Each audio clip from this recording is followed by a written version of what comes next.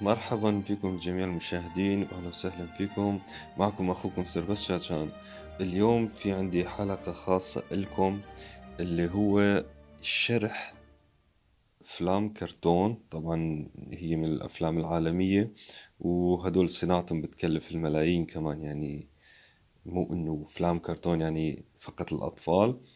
يعني اصلا هذا المقطع الفيديو هو لجميع الاعمار، والمضمون راح اخليه يعني للاخير. طبعا هذا المقطع الفيديو خاص للموسيقيين وللي عندهم آلات موسيقية، فبتمنى منهم يتابعوه للأخير من شان يفهموا المعنى والمغزى من هذا الفيلم. خلونا نبلش على بركة الله وأصير أشرحكم اللوحة، يعني مقاطع الفيديو، لأنه هو بدون صوت، يعني بدون كلمات، مشان تكون عالمية أكتر وأكتر. والمعنى أنا رح أحاول أشرح كل شيء أنا بعرفه.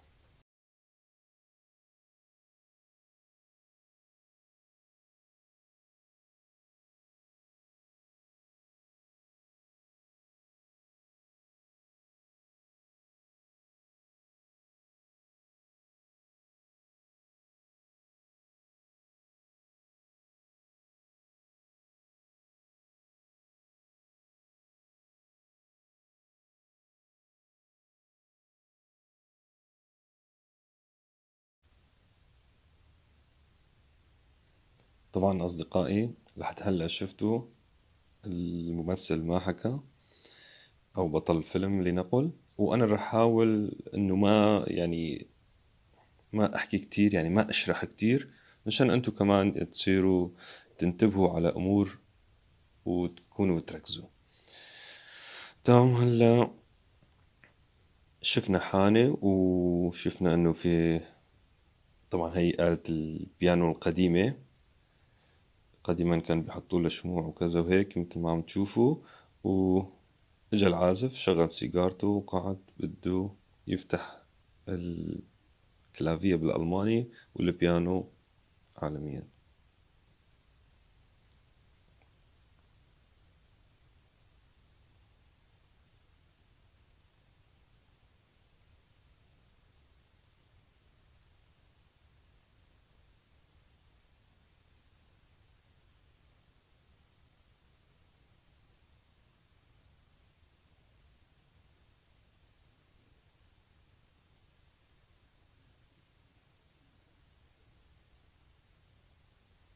طبعا أصدقائي أنا مضطر كل شوي أقطعه من شان حقوق النشر، لأنه إذا كملت الموسيقى أو كمل الفيديو كاملة فرح تنحسب علي إنه أنا سرقت فيديو، أو إنه عم بستفاد منه.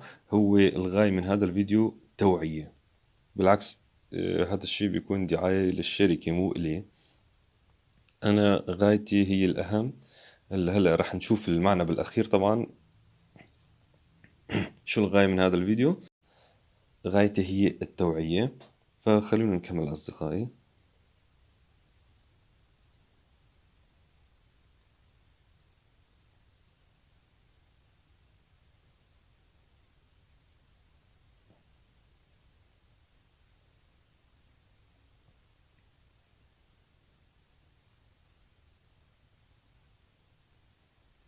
ما بعرف إذا لاحظتوا ولا لا، في مثل غيمة سوداء إجت على الآلة، فاتت بقلب الآلة كمان. أنا رح أرجع إن شاء الله ما يتوقف الفيديو. شوفوا أصدقائي.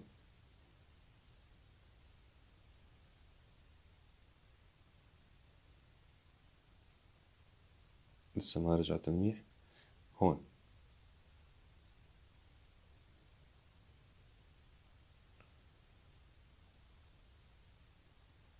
لاحظوا أصدقائي من فوق. لاحظوا أصدقائي هلا هون عم بيعزف هو. حس إنه في شي مو طبيعي.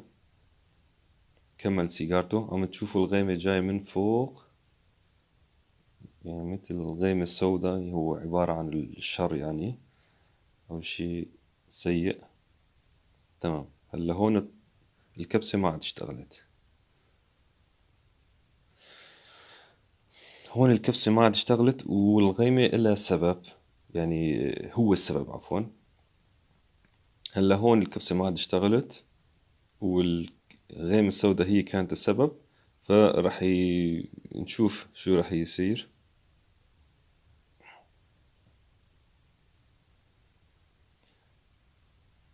طلع العازف يصلحه يشوف شو العطل اللي موجود بقلبه. فرا. هلا هون شو اللي صار؟ هلا هون رح نروح لعالم تاني. رح نروح لعالم الخيال لنقل، الفانتازي.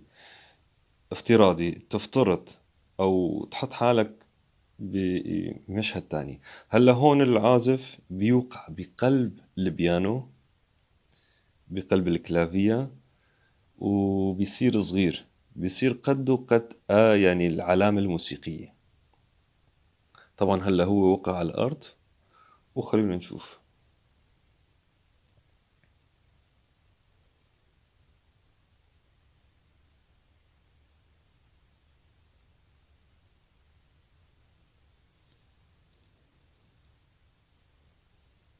هون عم يستغرب من عظمة الآلة من جوا يعني.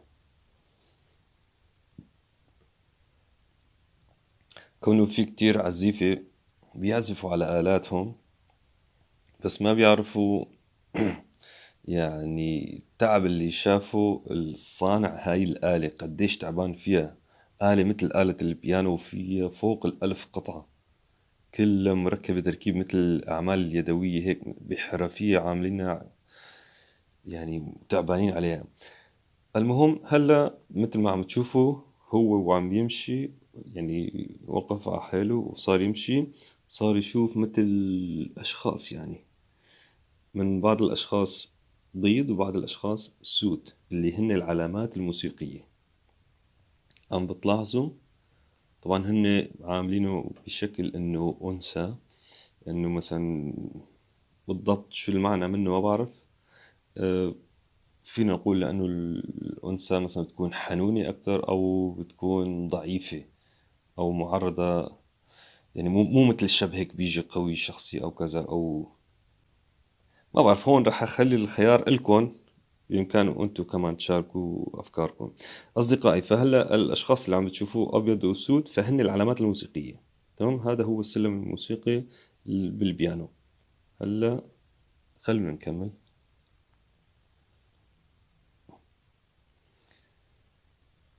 هوب.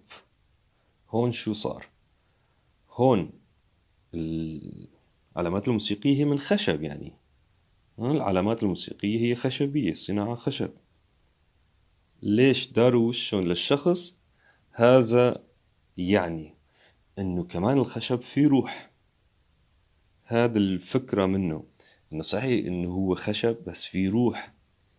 يعني في إيه، يعني بحس من البرد، من الدفى، من الكذا، كل شي حواليه بيتأثر فيه الخشب. فبيتأثر وبيشعر وفي روح. هذا المعنى من هي الحركة فقط. ما بالكم شو اللي جاي. ها، هون في نقص بالعلامة، في علامة بيضة ناقصة، في آثار العلامة الناقصة هون. جاي موسيقى مخيفة، وهون صارت العلامات تهز. هذا يعني انه شي مثل عاصفة اجت، هوا بارد. لأنه هلا قلت إنه كمان الخشب يعني بيحس.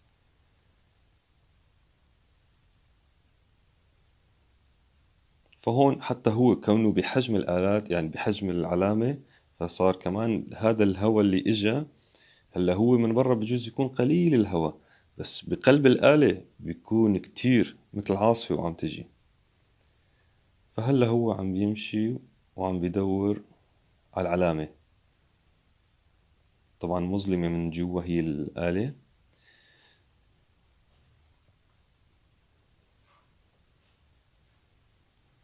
وهون النظرة لفوق، نظرة العازف لفوق، هي لحالها بتعطي عظمة.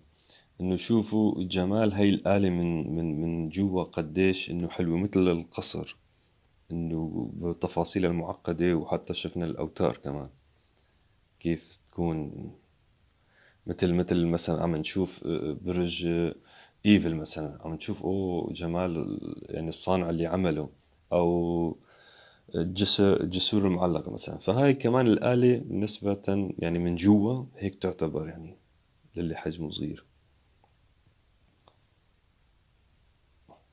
هاي العلامة الناقصة، هاي العلامة الناقصة. وهون كأنه في شرير عم يحاول يقتلها.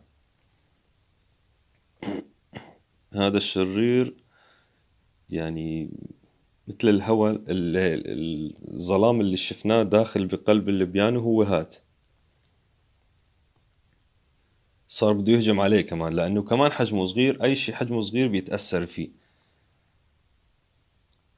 هون بحب وقف وأنوه شو هو هذا الظلام أو هذا الشيء الشرير اللي جاي. هذا الشيء الشرير اللي جاي هو عبارة عن رطوبة أو هواء يعني بارد أو ساخن، أو لنقول غبرة. بيكون في ثغرة بآلة البيانو، فداخل فيه هاي الغبرة وعم ينهش نهش بهالعلامات الموسيقية، عم بيحطمون، يعني شفتوا لما هزت العلامات بردت، وهون هاي العلامة يعني عم بيجي الشرير وعم بيخنقها، يعني كأنه بده يهلك الآلة كلها هلك.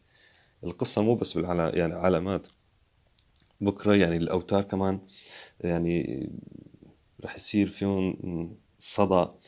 الخشب البراغي والتفاصيل الناعمة بقلب الآلة بيتأثروا كلهم بهاي الغيمة السوداء اللي هو الرطوبة. أو فهون مثل ما شفتوا هذا الظلام اللي بده يخنق العلامة وهلا صار يبلش بالعازف، هو نفسه الموضوع اللي حكيت لكم عنه، هو الظلام أو هو عفوا هو الرطوبة أو الهواء البارد أو الساخن أو الوسخ. هذا بيهلك الآلة هلك. خلونا نشوف شو الحل أو وين راح يوصلوا هذول. طبعا هون عاملين له دراما أكتر، إنه راح يقتل العازف وهيك راح يدخل بقلبه. هون هون العلامة عرفت شو الحل، كيف تقضي على الشرير اللي هو الخير بالشر أو كذا. فهي بدها تعزف علامة موسيقية. حطت إيدها على الكبسة هون، شوفوا، اجت هاي كبست العلامة، والعلامة المطرق ضرب الوتر، والوتر هاد خوفوا للظلام، والظلام شاف البنت عم تعزف، فهلا رح يهجم على البنت، رح يهجم على العلامة. فهون الشاب كمان فهم شو الموضوع، راح الشاب كمان عزف العلامة. وهون فرحت البنت لأنه الشاب فهم إنه كمان نفس القصة، إنه هيك تقضي على الشرير. فهون قرروا مع بعض يكبسوا العلامة من شان يقضوا على، أو عزفوا علامتين من شان يقضوا على الشرير نهائيا. هون بحب وقف مثل ما قلت مشان حقوق الطبع كمان إذا كملنا كتير. فهون المضمون إنه إذا عزف العازف العلامات، هذا الشيء منيح للآلة، بيبعد الرطوبة، بيخلي الروح يرجع للخشب، بيخلي الهزة والرنين هو الغذاء للآلة. يعني الآلة بس تحملها وتعزفها وكذا، يعني من الأخير قد ما عزفت أنت آلتك كل ما طال عمرها أكتر. هذا مضمون يعني مثل مكنة مثلا أو سيارة، حطها مثلا بالجراج وما تشغله سنتين ثلاثة وراح يتصدى كل شيء.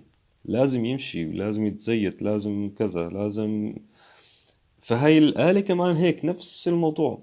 إيش من كانت الآلة، إن كانت دربكة، إن كانت آلة وترية، إن كانت كمان أي آلة بالدنيا، البيانو مثل ما عم تشوفوا، يعني كل هالتفاصيل كلهم بدهم حركة. كل يعني القطع الموجودة بقلب البيانو لازم يكونوا دائما بنشاط، ينعزفوا من شان ما يتصدوا أو ما ينضربوا، لأن الرطوبة والحرارة والبرودة والغبرة وهالأمور هاي يعني تهلكها، هلك تنهيها. فهي الموضوع، إنه لما تعزف على البيانو راح يعني راح الشر من قلبه. إنه هلا هون خلونا نكمل أصدقائي.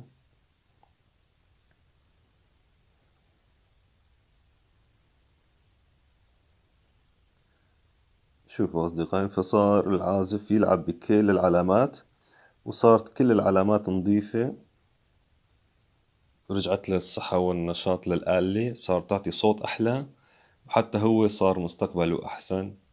إنه بالأول كانت الحانة فاضية، هلا مليانة جمهور، وبعيونه طلعت شرارة البنت. وهيك أصدقائي خلص الفيديو. مثل ما قلت لكم أصدقائي، هي الفكرة والتوعية اللي حبيت أوصلكم، الفكرة واللي حبيت أوصلكم إياها. إنه آلتك، إنه الآلة اللي عم تعزف عليها أمانة عليك، اعزفها، ما تتركها بغرفة، ما تتركها معلقة، أو يعني إنه ما تبعد عنها وما تعزفها، لأنه هي كمان بحاجتك. أنت كل ما بتعزف عليها كل ما هي تستعاد نشاطها وتصير بصحة جيدة. فهي القصة، لا تخلوا الرطوبة تفوت بالآلة تبعيتكم، أو البرد أو الحرارة أو الوسخ أو أي شيء. الآلة حساسة جدا. هو خشب، مصنوع من خشب، بس الخشب فيه روح. واللي عمل هذا الفيديو كان هذا هدفه وفكرته اللي بده يوصلها للمجتمعات. بعرف في عالم تفهم بهيك فيديوهات، بتفهم أحسن مني كمان، بس في كتير عالم كمان بيتجاهلوا هيك فيديوهات. أو للأسف يعني الحياة اللي صايرة بهالأيام، الفيسبوكات وهالأمور هاي تبعد العالم عن هاي الأفكار. فالمهم المعنى من هذا الشيء، هذا اللي شفتوه، رسالتي لكل يعني عازف يهتم بآلته، المبتدئ أو قديم أو جديد، الشغلة ما لها علاقة، المهم تهتم بآلتك. ما إنه والله بالشنتاي ما راح يصيب هالشي، لا بيصيب هالشي كمان. إذا ما انعزفت يعني بتموت من قهرها، بتدمر حالها بحالها. أصدقائي، هاد كان كل شي لليوم، وشكرا لحسن المتابعة، وإن شاء الله يكون هذا الفيديو نال إعجابكم. وإذا حبيتوا فكرة هاي الفيديو بإمكاني، طبعا كانت فكرة عم فكر فيها من زمان، إنه أنزل هيك فيديوهات تكون لها معاني وأهداف وشيء ينفع لمستقبلنا ولمستقبل كل مشاهد. شكرا لحسن المتابعة. كان معكم أخوكم سيرفس شاتشان. شكرا لحسن إصغائكم. دمتم بأمان الله أصدقائي.